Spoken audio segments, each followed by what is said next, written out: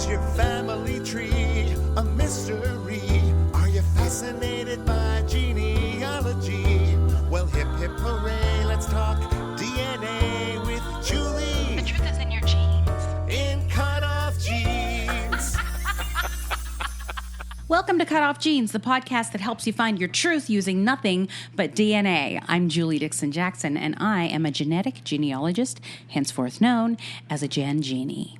I am Richard Castle, the co-host and producer of this lovely podcast. And you know what else I am? What are you? I'm a great uncle.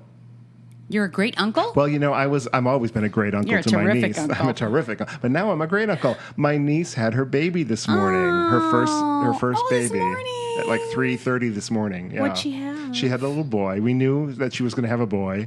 Oh, that's too bad. I don't even know what that means. But she texted me yesterday when labor started, and she said, "We're adopting next time." Because it was her first child, and she's like, "This is painful." She's probably already forgotten about it. Although I haven't, so. I told her, I said, "You know what? Take it from my mother. She can use it as guilt for the rest of her life again for the baby." Look, You know, I actually say that to my son. what? Sometimes. You tore me to shreds? Yeah.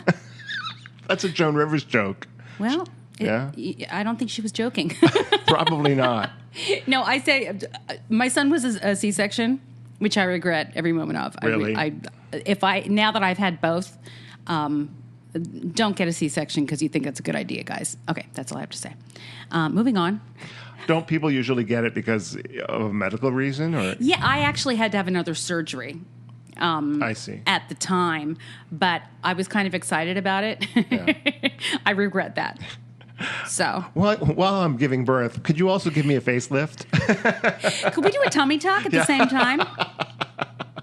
Would that could happen, Right? Yeah, that'd be nice. So anyway, I'm a great uncle for the first time. And You're I'm a terrific great very uncle. excited about it. I Yay, can't wait to meet my congratulations. great nephew. Oh, babies. Yeah. Yeah. Yeah, it's nice let's too meet because some we babies. haven't had any new blood in the family, Yeah. so to speak, in a long time. We're all adults, so Christmas and things like that.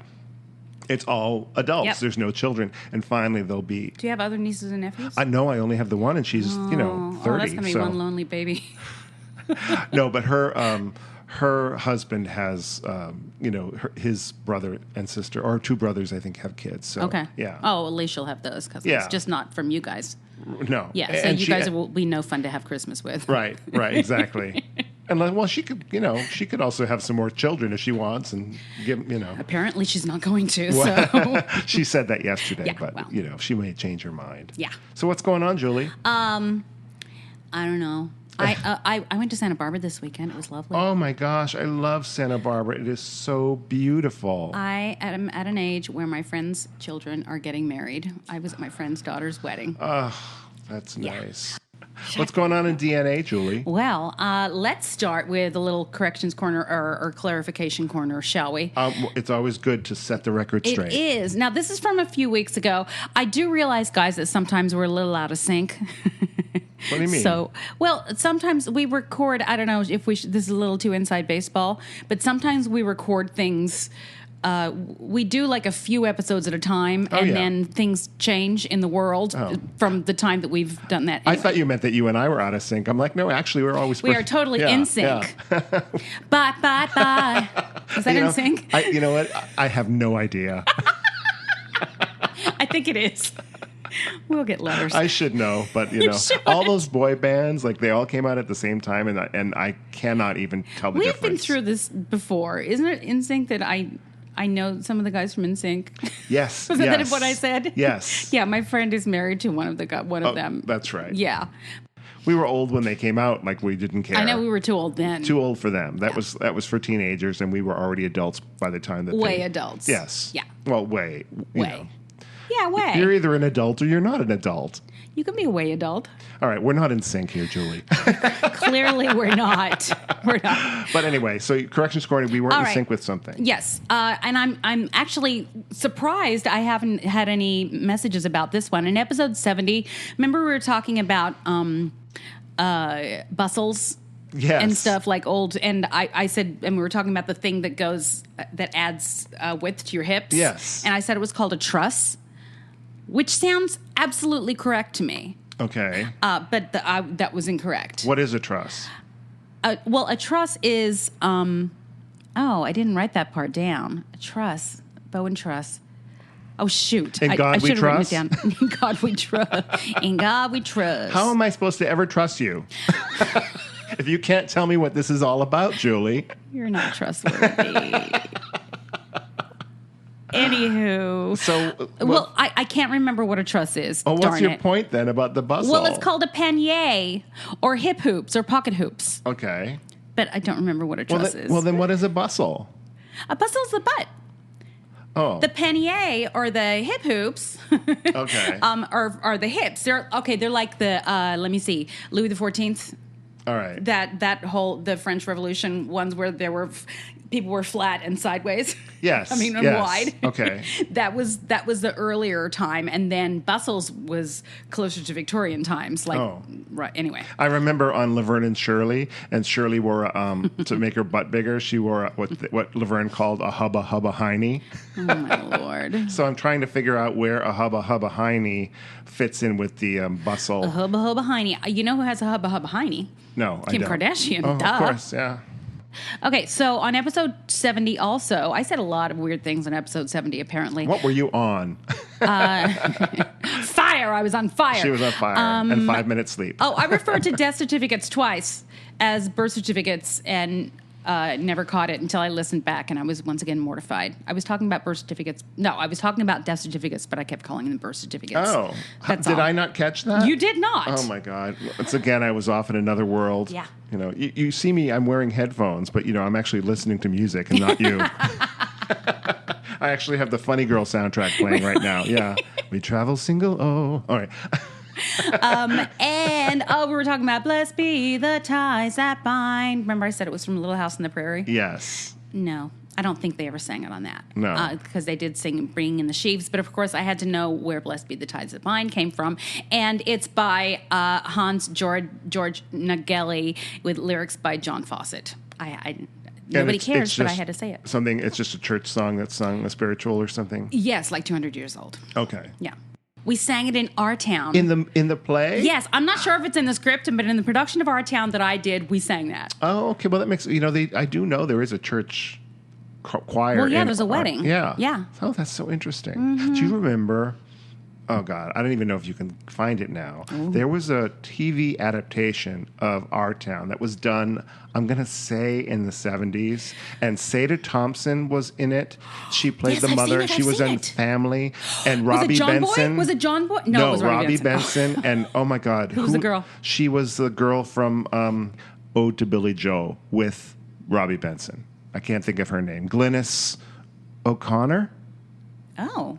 Is that right? Anyway, I don't know. If you see a picture of her, honestly, Google her or Google that production of I'm Our gonna Town, do that on because break, by that the you way. will look at that girl and go, "Oh my God, she was in everything." Oh, okay. In the 70s, you would definitely have. It's not Kim Richards? No, it was I not feel like her. she was in everything in No, the 70s. no. Okay. All right, let's do a fall TV review. Ooh, yes. So I talked about a lot of the new stuff that's coming up, and some of the stuff I talked about after it had already aired, because that was what I was talking about when I said that our timing is a little off because we don't know when things are going to. Anywho. Oh yeah, sure. Yeah. So let's talk about, and let's go from worst to best, in my opinion. Oh, Shall why we? not? Okay, so talked about this new show on, I think it's ABC, called A New Leaf, which is sponsored by Ancestry. Mm-hmm. And Daisy Fuentes is the host. Oh, I remember talking about Daisy. Yeah. And I didn't really know who she was, but you explained to me. Oh, that's right. She was like on some VH1 or Yeah. MTV Yes. or something like that. And has a clothing line at Kohl's. But my review of that is wah wah. Oh, really? Super boring. I actually have written contrived snorefest. If you recall, and I recall when we talked about this last week, it Yeah. was in last week's episode. It was? Okay.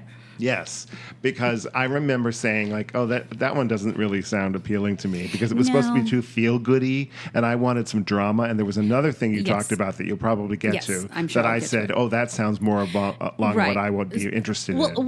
what this show is trying to do is, I guess, something like Who Do You Think You Are, but with non-celebrities. Okay. However, It's a half hour. It airs in the middle of Saturday afternoon, so they don't have a whole lot of hope for it anyway. But it's sort of okay. First of all, the fact that Daisy Fuentes is the host, and she goes to their house, and she has an iPad, and like sets it down and says, "Okay, so we look at your family tree," and blah blah blah, and that's all superimposed. It's not really on the iPad, which irritates me. That's weird. But then, and then there's this backstory. The people that are on it have this backstory that is so contrived, and there is no stakes, and it's just. And I know I sound like a Hollywood TV producer that says, "Give me more drama," but it really needs more drama. No, I mean, I don't care if it's a Hollywood movie or TV show or a book or an article in the newspaper. Yeah. I mean, it has to be interesting, right? It has to be. Yeah, they would, and they'd go through the tree and like say, "Oh, and this great uncle did this." They would basically go through somebody's entire tree and just look for anybody that had a slightly interesting fact, and then presented that as, "Isn't this amazing?" Your great-great-grandfather liked pizza. Isn't that amazing? He made corncob pipes. But yeah, it was a meh. And the first, I have to say, the first episode, which is really the only one I've watched, it was about a mother and daughter, and she didn't know who her father was, so they did tell her who her father was. But the daughter was a dancer, and the whole thing was about. They prefaced the whole thing by saying, we're going to help people learn about their past so as to move into their future, like as if what they find out from the past is going to be about who they become, which is contrived. But she wanted to be a dancer, or she's been a dancer, and she was auditioning for a master's program or something in dance because she'd already graduated from college, and she wanted to put together a piece that had to do with her lineage. Okay. And so at the end, she'd found this stuff out, and at the end, she had just like her family and friends come to a dance studio, and she showed the piece, and it was not good. Oh no! Oh no! It was like if I put on a dance piece. And I'm not a dancer, gang. I've seen your interpretive dances. Yes. Yeah. It was someone that I'm like, they're hilarious. That person should not try to be a professional dancer. Yeah. She was very beautiful. Yeah. All right. So sorry, A New Leaf. You lost me. All right. Okay. I'm going to go with Almost Family.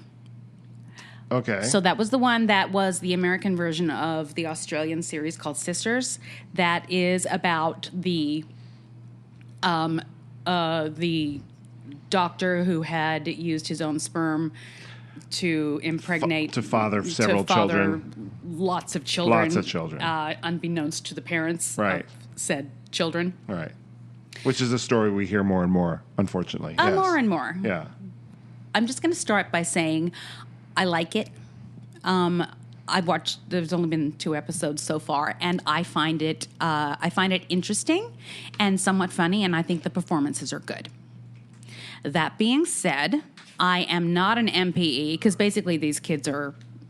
Well, I think a lot of them know that they were donor conceived, but of course they don't know that this infamous doctor is their father. Right.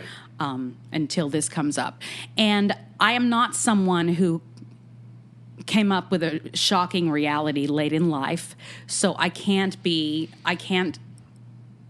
possibly know what it's like to have that happen. Sure. Something as specific as that. Right, and I because know you always there knew are, you were adopted from the I always beginning. knew I was adopted. I was an NPE also in that I thought that Malcolm was my father for 25 years, even though I didn't know who he was. Right. And then, so I have a little bit of both. Yeah. But it's a different shock than knowing you're adopted or not knowing. Yeah. Yes. Exactly. Yeah. So Kevin Fallon of the Daily Beast wrote a piece called, the headline is "Almost Family Enrages Real-Life Children of Doctors' Secret Sperm Inseminations." And then in quotes, "It's disgusting." That's apparently what somebody said. Quite a headline. Yeah, it is. Yeah. So children who discovered as adults that their mothers were secretly inseminated with their fertility doctor's sperm react with rage and disgust to Fox's new series, Almost Family. So they spoke to apparently a bunch of people that this has actually happened to, went to a special screening of it. and they interviewed them, and somebody said, I think they minimized fertility fraud. It is medical rape and sexual assault, and they made a comedy out of it. It was awful. A comedy, really? Is it a comedy? I didn't think it was. It has comedic moments. Yeah, it's light. It is a little light for the subject matter. So it's making fun of it in a way? No, it's not making fun of it. It's just that it's written with a bit of kind of like a dramedy. Oh, all right. No, I think it's more comedy than anything, actually, now that I think about it. It's a fictional show, though, right? Like, it's not... Right, it's fictional, but about something that has happened to a lot of people. Yeah. And so I understand that they're thinking that their situation is being minimized. I absolutely understand that, because it's pretty awful. I don't know if I would call it sexual assault. Medical rape, maybe. I don't know. I'm not comfortable with using the term rape for anything but rape. Yeah, you know what? It's funny because I wonder how I feel about this. Yeah. Gee, let me consult myself. Yeah. Because, there are a lot of serious subjects that are dealt with humor in films and fictional stories. And it kind of makes them a little more palatable in a way. Yes. Oh, yeah. I have not seen the show we're talking about. But, I'm thinking about, and this is not exactly the same, apples to apples, but did you see the movie I, Tonya? Yes. Yeah, it's actually a really good movie. I loved it. Funny. Yeah. But it's not a funny story. You know what I mean? It's not, but I remember at the time, even though it was awful what was happening, I still thought the whole situation was funny. Okay.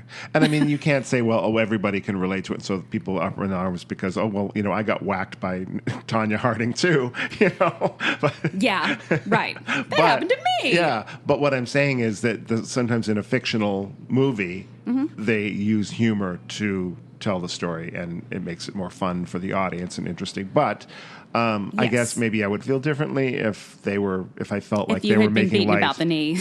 Yeah, if they were making light of something I'd gone through, Yeah, I do understand that point.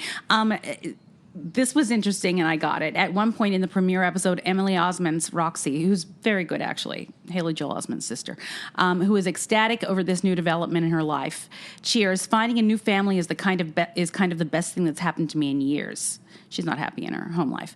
And then in Wednesday night's second episode, she giddily bonds with Dr. Leon Beckley, who is played by Timothy Hutton, the man whose fraud and deception turned so many lives upside down, including hers. She affectionately calls him Dad. Now, I'm not comfortable with that. Right. And I know that there are some adoptees that have met their biological people and start calling them mom and dad. I myself am not comfortable with that. It would not be something I personally would ever feel comfortable doing. Right. Because they're not my mom and dad. Right. I had a mom and dad. They are my biological mother and father. And granted, I would not be here if neither of them existed. But my mom and dad are my mom and dad. Right. The character is similar than the one in the Australian one in that the Australian one had been like a child star and her parents kind of like pushed her career and managed it. Whereas this character, Roxy, was an Olympic gymnast, and her parents were capitalizing off of her fame and what have you. But at some point, she really said something mean to her father, and that I didn't think was necessary because he was not a bad father and he didn't deserve that. Oh, well. Yeah. Yikes. They can't all be gems. No, but, I remember when I told you the story about my stepdad and his the daughter he didn't know he had coming out and calling him dad, and you were surprised by that she called him that. Yeah, that's weird to me. Yeah, it is a little weird to me too. Like I couldn't call anybody dad that wasn't my father. My father that raised me. Unless you were in a play. Yeah, well, and then I think I'd be willing to suspend the disbelief enough. Yes. Just for those couple of hours, and then I would apologize to my dad for doing so. So I understand the outrage, and I want to say if this is something you've been through, don't watch it. Or if you feel, but here's another thing I wanted to think about. There was talk on it about, oh my God, it's disgusting because she actually accidentally, the main character is very sexually open and she basically has casual sex with the guy she goes on a date with. Shocking in this day and age. I know. And that's in the first episode. Well, it turns out he is one of the kids, and so she had sex with her half brother. Oh God! So they're just trying to make it a little salacious, I think. Well, yes, and that was in the Australian one too. Right. But you told a story on this podcast about a couple that were going to get married or something, or had been married, I'm telling right? you, this is something that I have thought about. Yes. Or I had thought about. That any guy I'm dating, especially when I was living in Australia, could have possibly been. feasibly have been related to me. So it's a real thing and it's a real possibility. Sure. And I think actually one of the stronger points for not lying to people about who they are. That's true. I know? don't know. Yeah. So I don't know. I'm enjoying it. Don't watch it if you think that's something that might trigger you. All right, last one. Taking at birth the Hicks babies. Oh yeah, we talked about the Hicks babies on this a couple of times. It's a 3-night, 6-hour extravaganza on TLC. So basically, there is one woman who was one of the Hicks babies, and she is leading this whole, she's finding all the Hicks babies, as many as she can, and then working with genealogists and genetic genealogists to find out who their parents were, because, a lot of them, they were stolen from their biological mothers. Right. A lot of them, the mothers were told that those babies had died. Unbelievable. Apparently, he induced a lot of them early, and so a lot of the babies were taken home tiny. And this was in the 50s. They may not have lived. Right. But it was a risk that he wanted to take so that, he wouldn't have them in his clinic for so long. And is this a documentary, or are they dramatizing it? Oh, it's a documentary. Okay. Yeah. It has the real people in it. And it went places I never thought it was going to go. Wow. So if you haven't seen it, guys, it's actually really cool. I'm interested in actually watching that, because when we talked about that, when we talked about that story on this podcast, I was like, oh, that's fascinating. Well, and it turns out that it's not just about him doing this and stealing these babies and giving them and selling them out of the back door, which he did. But there was a lot of stuff going on within this town that it looks like a lot of people in the town just kind of collaborated and covered it up. And there were a lot of shenanigans going on. And there's an exhumation, which was thoroughly enjoyable for me. And it was really good. Wow. Okay, good. Yeah, and I think there should be updates on it. Okay, let's take a break. I'm exhausted. If you're enjoying CutOff Jeans, please subscribe, rate, and review. Now, back to Julie and me. All right, big things are happening at 23andMe. Big things. Huge things. Yes, I got a surprise one day when I happened on 23andMe. I don't hang out at 23andMe very much, as I've told you, because I don't have any close matches there, I think because I'm Australian. So it's not my favorite place anymore because, and they also don't have the tree building features. Right. Well, they now have a feature called the auto-built tree feature based on shared DNA clusters. So it's in beta, meaning it's a work in progress. Yes. And so you have to opt in to be in all the beta things. So you have to go into settings and say, yeah, I want to be in the beta experiments. Yeah. And then you click on tree, and then they will build what they think is your tree based on your matches, or not what they think is your tree, but they will, in my case, my closest matches other than my mother are third cousins. Okay. And they basically put them in a place that is like, they'll put them somewhere and then have like blank spots for the connectors to how we're related based on the DNA that we share. All right. And then you can fill in those blank spots with who it is. Okay. If you know. The problem so far is that they don't recognize, or 23andMe, that algorithm doesn't recognize half siblings or half relatives or removed relatives. All right. So they only do first, second, third. You know what I'm saying? Okay. And yes. so they can't differentiate yet. I'm I'm assuming they're going to be able to. Yeah, once it's out of beta, they'll probably figure out. I would really. Yeah. I mean, if that is fixable, that's going to be great because I was like, well, this. I mean, I know exactly who this is and how we fit, but I clicked to see if I could move them like up one. Like one of them is not a third cousin; she's a second cousin once removed, and so I need them to be one generation closer, and it shows I can't you do it. That it matches you in the wrong generation, is what you're saying. Exactly. Okay. Where they should be connecting, they have another set of relatives above it, and I can't change that yet. See. Yeah. It says if you click on the person on that, I don't even know what you call it, but if you click on it, it gives you an option. It says they default to the furthest possible most recent common ancestor. Right. Okay. It's frustrating because it appears that there will soon be an option to move matches around to where they actually should be. Only clusters direct line relatives. So you can't do a full ancestry tree. You can't do siblings and then go down from there. So it's just a pedigree, basically, tree, which means just direct relatives. The best improvement on the ancestry tree is the possibility of correctly placing clustering matches to give you a hint of where they should connect. So, because I know my tree so well, yes, and I could see 23andMe knew by our shared matches or by our DNA what line the matches should be on. All right. If that makes any sense, I don't know. But because I know my tree so well, I was able to tell those matches how we're related. But they probably don't even care because I'm sure their trees aren't because they're second to third cousins. But I guess my question to you then Yes. is this doing something that you can't do at Ancestry? Or is it like, if you're on 23andMe, at least it's a little better? Yes, it's clustering. All right.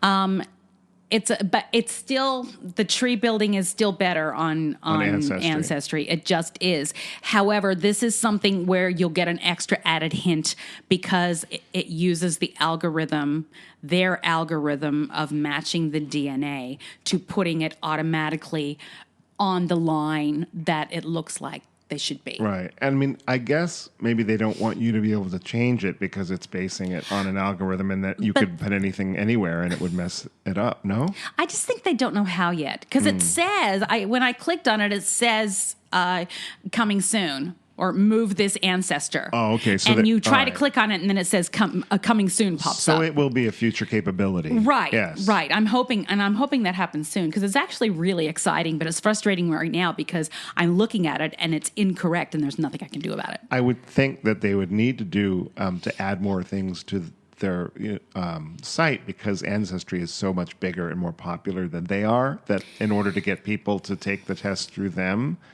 right? They have to offer something. That's probably why they did it, although they have a chromosome browser and Ancestry doesn't. And for some people, that's better. Yeah. Not for me.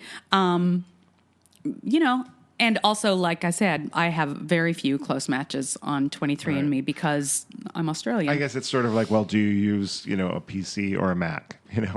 They both do sort of the same things. Maybe a little but differently. I can't. Actually, I was going to say I have never been able to find family for clients using only 23andMe. But I actually did that for the first time this last week. Oh, well, then you can't say that anymore. I can't say it. However, it was a very close match. Right. And I was able to figure it out. But if it wasn't, like I can do it with second to third cousins on Ancestry. It needs to be no further than a second cousin, and they need to be responsive or at least have names listed. Yeah.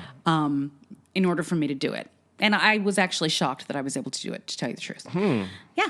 So and now speaking of competing with 23andMe, Ancestry has just announced a health feature.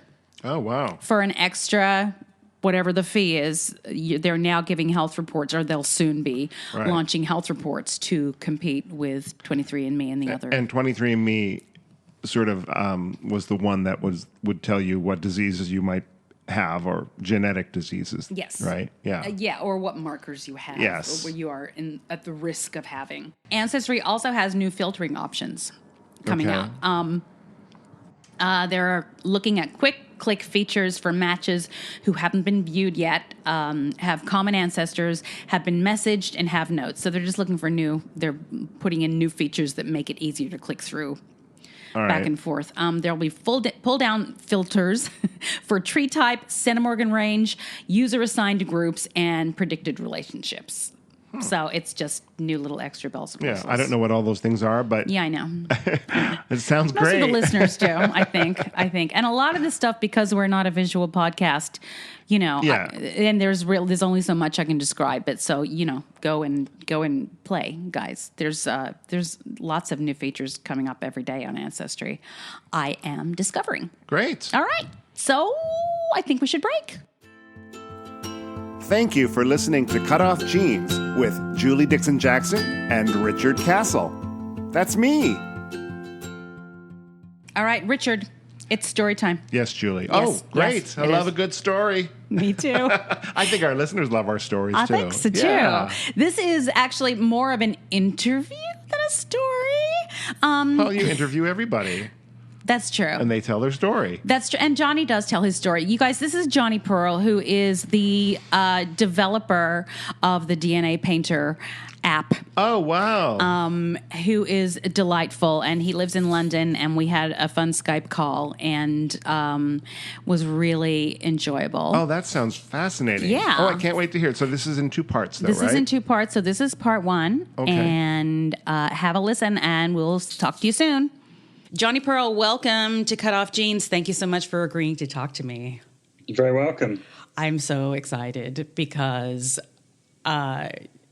you're what do you call it? A tool? I call it a web platform, Julie. Tool sounds a bit strange to me, but yeah, Sure. I guess it's a tool.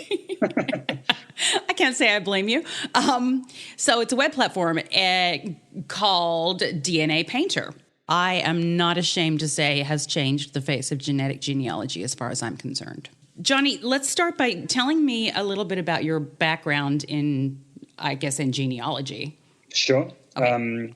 So I'll tell you what, I'll go my pre-genealogy background that's relevant is that I've always been a kind of a bit of a history nut. I was never good at history academically, but as a kid, I was one of those kids who in my hometown, I always looked at the old buildings and I was fascinated by what, little fragments of what was there before, the ghost signs, as we call them. I had books of what my town used to look like before, and I could almost kind of see these ghostly buildings there. And this was before I, probably even knew all of my great-grandparents' names, but I was really thinking back in time, if you like. Yeah. So in view of that, it's very strange. I didn't actually get into genealogy until it was in 2007, so I was in my early 30s.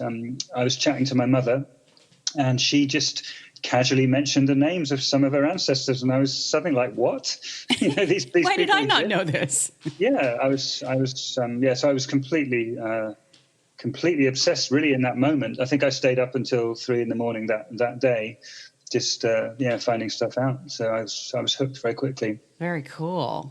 And so you were a genealogist for a while, and what brought about you deciding to make this platform to help those of us who need it?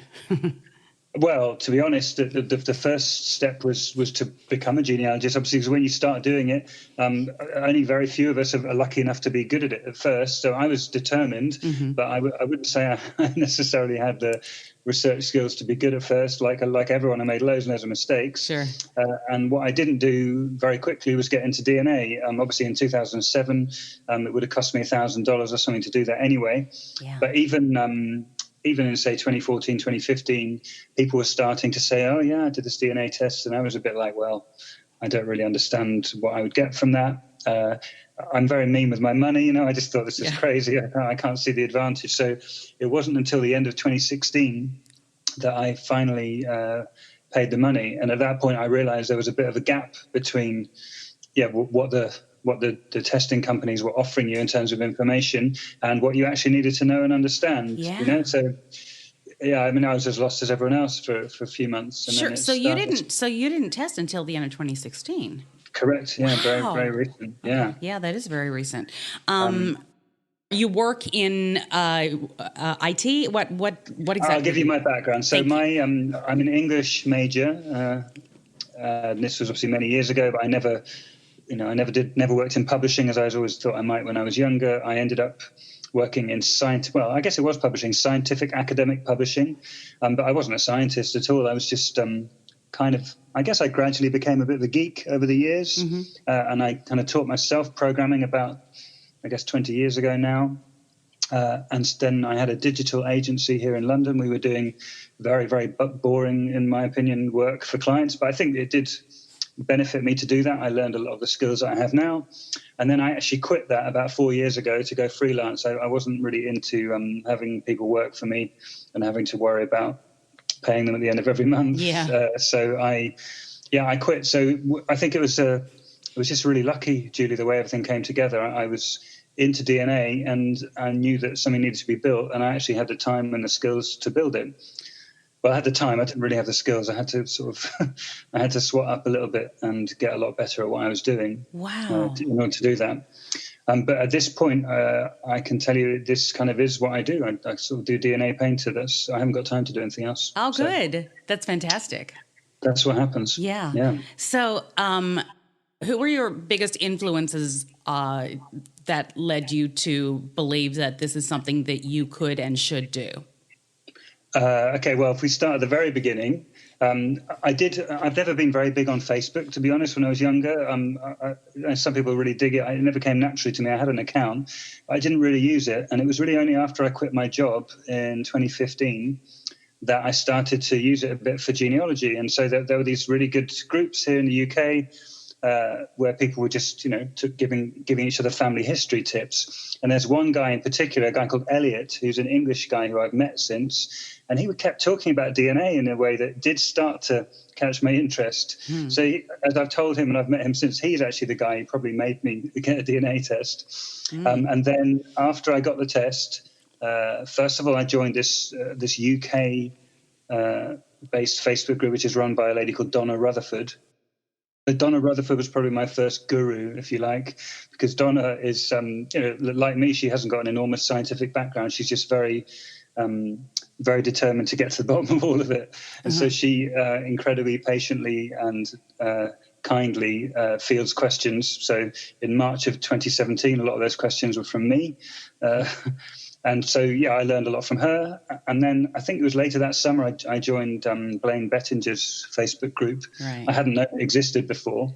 And the English one, I think, had about 5,000 people in. And his at that time had, I think, 30 or 40,000. So it was already much bigger. And so that became big. And then, obviously, there are people who write really, really helpful introductions for those of us who don't know anything about this stuff, and also for those of us who do. So people like Roberta Estes, Kitty Cooper, more latterly Leah Larkin as well. I mean, there's a lot of people offering a lot of their time to educate people, basically. I'm very, very grateful to all them, really, because when I first came out of DNA Painter, my biggest fear was that as someone who was reasonably new to this, there was going to be some absolute howlers in it that showed I completely misunderstood everything. Oh, really? Be laughed out of town, yeah. So I managed to just about not do that, I think. Yeah, absolutely. Absolutely you did. I have great difficulty being able to verbalize the necessity of a chromosome browser and how we can use it and how it can best benefit us in our genealogical research. Can you talk to that a little bit? Sure, I can certainly give my view on it. I don't think there's one answer to it, is there? Okay. Yeah. My perspective is that it was only really by considering what a DNA match means that I really got my head around a lot of the fundamental building blocks of DNA. I mean, if I'd ever been taught it in biology class, I didn't remember it, to be honest. So for me, first of all, imagine you and I match, Julie. I would have this list of segments. So I had this list of segments with their start and their stop positions, and I just thought, well, what on earth is this? What does it mean? And so it was only by visualizing that and considering them that I got over the little hurdles that one has to do when you're doing this. So first of all, you think, no, wait a minute, I've got 2 copies of each chromosome. I heard them say that, but then when I went onto the testing site, there was only 1. But no, there are 2. Yeah. And I knew that immediately because Otherwise, that would mean Irish people matched, the German Jewish people on my dad's side. Right. So it helped me to negotiate these educational hurdles that we have. So in that sense, I think it really helps. In other senses, I think the reason why there are some people in the community who are somewhat dismissive of the need for a chromosome browser is because it gets boring asking about it, doesn't it? Because fundamentally, for most people, the biggest database for them is going to be Ancestry. Ancestry don't have one. Right. They don't want to do it, and that's totally fine. So what do you need to do? You need to figure out another way to work with those Ancestry matches. Now, luckily, there are lots of ways to work with them, and we can do that. I mean, it would be lovely if they did have a chromosome browser, but I think I've gone from a couple of years ago. I was like, well, surely if they had a chromosome browser, my entire history would be solved in 10 minutes. Yeah. I think I know enough now to know that wouldn't even be the case anyway. Yeah. So I'm more happy to embrace all of the different ways of interpreting our matches that we can do. And yeah. I obviously specialize in finding families for adoptees, as I did for myself. And is there a benefit to a chromosome browser for somebody who doesn't know anything about their immediate family? I would say yes and no. And in the first instance, probably no. I mean, one thing I've had to deal with DNA Painter is that it's popular enough that so many people are talking about it that some people assume it must be the answer to all their problems. It looks quite nice. So they go there and they say, okay, well, I'm adopted, so what do I do next? And I've been trying to improve the messaging. Yeah. To just talk about what should you do first in these situations. And well, I don't know. I'm not sure whether your experience is the same as mine, Julie. You're much more experienced at it than me. I've done a bit of unknown parentage work over the last year or two. My approach has been to cluster the matches, figure out how they're related to each other, look at those probabilities, place them, and then after that, if I can, check the segments and see if everything lines up with what I thought it was. It's been more of a corroboration as opposed to the be-all and end-all of doing it. And indeed, if people jump in and do it, they often get confused because they're like, well, I'm doing this thing that everyone was saying is really cool. Why isn't it giving me the answer? It means nothing to me. I still don't know. How does that differ with your experience of it? I'm curious. It didn't actually. I mean, it makes perfect sense. And I was talking to Leah Larkin about this a couple years ago, and she said, and I was talking about the chromosome browser thing, and she said, I have never needed a chromosome browser in discovering unknown parentage, and she's absolutely right in that respect. Because I don't have anywhere to begin. So, yeah, I can triangulate a bunch of different matches, but if I don't know who that is, where do I go from there? Exactly. In order to put the matches together, you don't actually need to triangulate them. You just need to do the in common with triangulation, don't you? So exactly. It's not a necessity. But I guess the funny thing is unknown parentage via DNA is such an incredible phenomenon, isn't it? It's so amazing that we can do it, that it actually dominates discussion. So sometimes people don't stop to think, what is it I'm actually trying to do here? Yeah. So people say, that DNA Painter stuff, I mean, it's never helped me with my unknown parentage stuff. Well, no, that's not necessarily what you're trying to do. Right. What I'm trying to do is this, very navel-gazing, vain thing for its own reason. I want to map my chromosomes, Yeah. Why do I want to do that? I don't know. Maybe I'm crazy, but that's what I want to do. And that's separate from other things I might want to achieve. What's really been beneficial for me, other than the what are the odds component, but we'll talk about that in a few minutes because I love it, is that, I have several, when I first started doing it, when I was first looking for my biological family, I didn't have anything closer than third to fourth cousins. And so all I was doing was trying to triangulate, and I just kept building trees and nothing made sense. I mean, why would it? I had nothing to go on except for where I was born. And so there are people that were DNA matches that were there in the very beginning that wanted so badly to help me, but we had nothing. So now, several years down the line, where my tree is built out, up and out and down, I pretty much know every line. So now I can go back to those old matches, paint them in DNA Painter, and see exactly where they fit in. So now I can tell them, oh, you're from my Fisher line. Sure, you can actually help them when they want to help you. How cool! Exactly. Yeah. I have a couple of matches in New Zealand who have fissures in their tree, and we still can't figure out. I mean, we know the match is fissure because they match all my fissure matches, and there they are on that chromosome or on some of those chromosomes. But because we can't genealogically, we can't get beyond how they got to New Zealand, or where they'd connected in England. I mean, mine were from Yorkshire, hers are from somewhere else. So, which doesn't mean they're not related. Well, obviously they have to be related. I mean, to be honest, a lot of my experience is exactly that. Particularly if you're a European tester, it's really brilliant when you can actually take American matches trees over the pond, because I've been able to do that quite often, and it's a nice thing to do. Of course, people aren't always as excited about it as you are. But, it's my favorite thing. But it's a great thing to do, and of course, being half Irish, I've got many matches where I know which line they must fit into, but my chances of ever actually doing having the paper genealogy to put that together are almost zero. But I don't mind. What's the furthest back you've been able to go with that? I'm going to be very hesitant to actually use the word identify because yes. I'm always speculating, aren't I? I have one. So on my father's mother's side, his grandmother on that side was from the Isle of Wight, so a tiny island just off the south coast of England. So there was a lot of intermarriage on that island. So I can't be exactly sure where it went, but it would appear that I have a little segment on, I think, chromosome 10 that has to go back to sometime in the 1600s. Oh, cool. But I could be wrong. See, the nice thing about DNA paint is you have it there to go back to, don't you? So you say, this is my current hypothesis, and this is why I've put this there. And then later on, something else might come along and show you that you're totally wrong. Yeah, and that's the beauty of it. It's very fluid.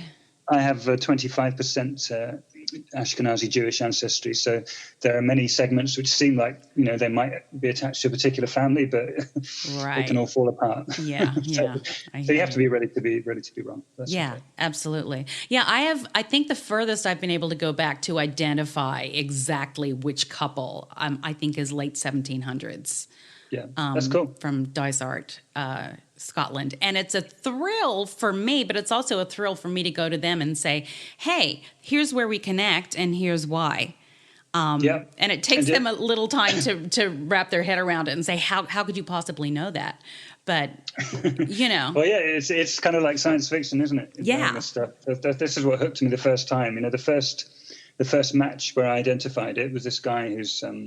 I think his great-great-grandmother was the sister of my third great-grandmother, in 1850s, what's now Poland, but was then Germany. And it was just like, how can I possibly know that that's where these segments came from? Like, I kind of can.